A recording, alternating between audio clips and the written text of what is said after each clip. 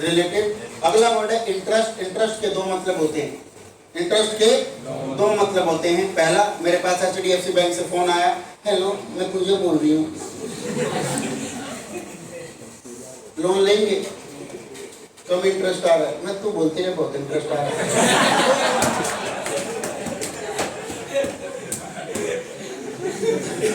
तो इंटरेस्ट के अपने दो मतलब होते हैं। इंटरेस्ट का पहला मतलब होता है ब्याज, और इंटरेस्ट का दूसरा मतलब होता है रुचि, और इंटरेस्ट का तीसरा मतलब होता है हित, बेनिफिट। और यहाँ पे इंटरेस्ट का मतलब है कॉमन कंसर्न। क्या मतलब है?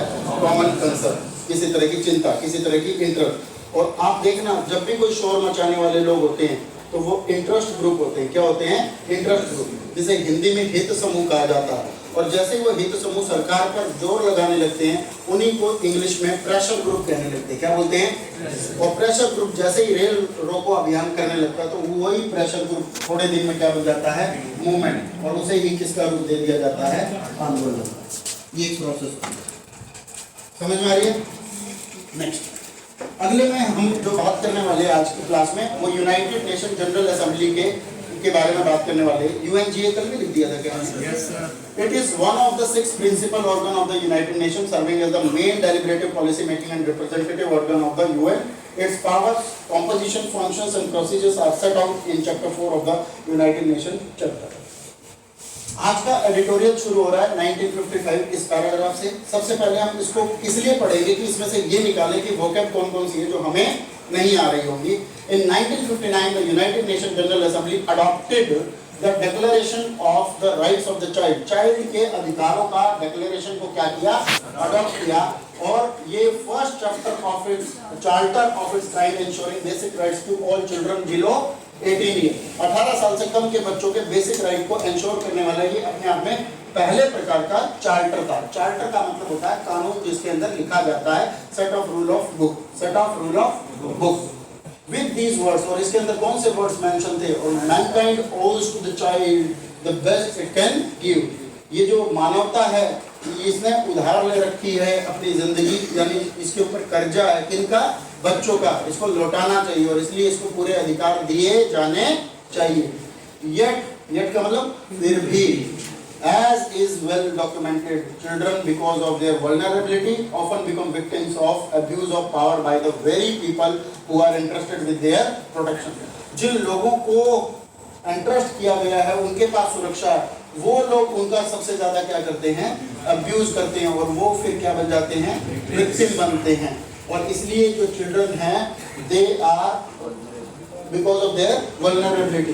तो वल्नरेबिलिटी का मतलब होता है रिस्क, जोखिम, और वल्नरेबल से बना है ये वर्ड। और वल्नरेबल का मतलब इंग्लिश में होता है रिस्की पोजीशन या exposed. If your skin is exposed to और वल्नरेबल टू सन, इसका मतलब है यूवी रेज। तो इसका मतलब है आप थोड़ा सा रिस्क प्रोन एरिया में हो। The advancement in digital technologies have helped on many fronts, from registration of births, creating a legal identity to healthcare, but in its forward march, it should not trample on the rights integral to a harmonious upbringing of a child.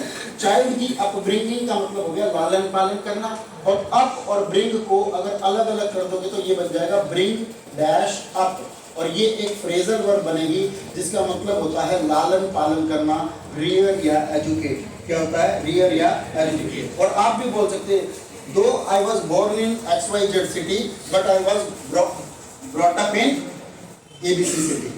या फिर इकट्ठा बोलना, I was born and brought up in that city, या I was born and brought up of rich family। कुछ इस तरह के sentences आपके पास बनते हैं। तो जो डिजिटल टेक्नोलॉजी की एडवांसमेंट है, जो प्रोग्रेस हो रही है, उसने बहुत सारे फ्रंट्स पे हम लोगों की मदद की है। चाहे बच्चों के जन्म के रजिस्ट्रेशन की बात हो, उनकी लीगल आइडेंटिटी को क्रिएट करने की बात हो, या उनकी हेल्थ केयर की बात हो। अब यहाँ देखना प्रपोजिशन क्या यूज हो रखा है? फ्रॉम। फ्रॉम के साथ क्या आएगा? टू। याद हो गया? But in it's forward march, what is the meaning of march here? Sir फरवरी के बाद क्या आता है? यस। अब आप सेना में जाने वाले हो तो मार्च का मतलब, मार्च फॉरवर्ड का मतलब मूव फॉरवर्ड, है ना? स्टेप अहेड, स्टेप आगे बढ़ने से रिलेटेड। तो ये जो आगे बढ़ने से रिलेटेड है, it should not trample on the rights integral to a harmonious upbringing of a child. तो ट्रैम्पल के साथ पहली बात तो प्रेपोजिशन क्या आता है, ऑन। ट्रैम्पल ऑन, 3 बार बोलो। और आप इस ट्रैम्पल को अपने कहीं पे भी ऊपर नीचे लिख के रखो, ताकि आज आपके लिए खतरनाक वर्ड है। और अगर आप डेली कॉम्पोजिशन कर रहे हो, डेली कॉम्प्रिहेंशन कर रहे हो, तो कोई एक दिन ऐसा आएगा जिस दिन आपको ऐसा कोई वर्ड मिलेगा ही नहीं, बट एक शब्द भी आपको ठीक से मिल जाए, उस दिन उसको नोट करना है, उसके 4 सिनोनिम 4 एंटोनिम नोट करना है। तब आपको पता लगेगा कि हाँ, पेपर हमारी तैयारी के अकॉर्डिंग आया। कितने लोग चाहते हैं कि ये चीजें कंटिन्यू रहनी चाहिए, महीने में एक बार, तो रोज रहना चाहिए, डेली होनी चाहिए, एक बार सुबह होनी चाहिए, एक बार शाम को, महीने में एक बार तो होनी चाहिए। देखिए मैं इसको कंटिन्यू कर रहा हूँ आज से ही शुरू करके, और आज से ही रोज चलेगी और संडे को भी चलेगी इस तरह की।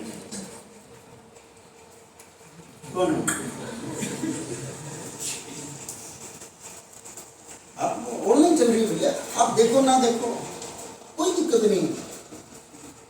दूसरों के लिए नेगेटिविटी मत बनो। लीनिंग ऑन अ चाइल्ड, अब लीन के साथ भी प्रपोजिशन क्या आता है, ऑन। सर लीन का मतलब क्या होता है, झुकना किसी तरफ, और झुकना है तो किसी की तरफ आप निर्भर हो गए, तो लीन ऑन का मतलब होता है डिपेंड ऑन। क्या होता है, डिपेंड ऑन। तो लिख लेंगे डिपेंड ऑन। और डिपेंड ऑन को इंग्लिश में बोलते हैं रिलाय ऑन, और इसी को बोलते हैं बैंक ऑन। क्या बोलते हैं, बैंक ऑन। और ये किस बैंक की लाइन है, the bank you can bank upon, the bank you can bank upon. थोड़ी देर सुना, किसी बैंक के नाम है, उसके नीचे एक पंच लाइन लिखी हुई है, the bank you can bank upon.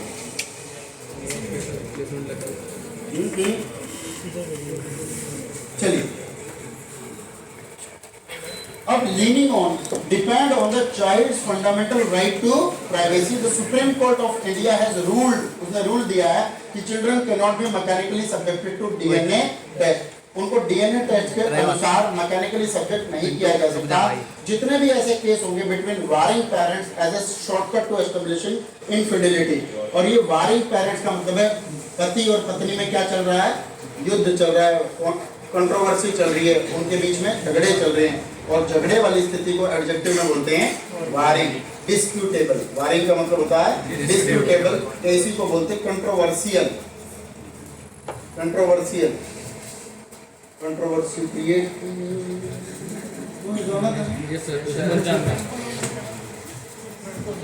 क्या नाम, 295 मुझसे वाला।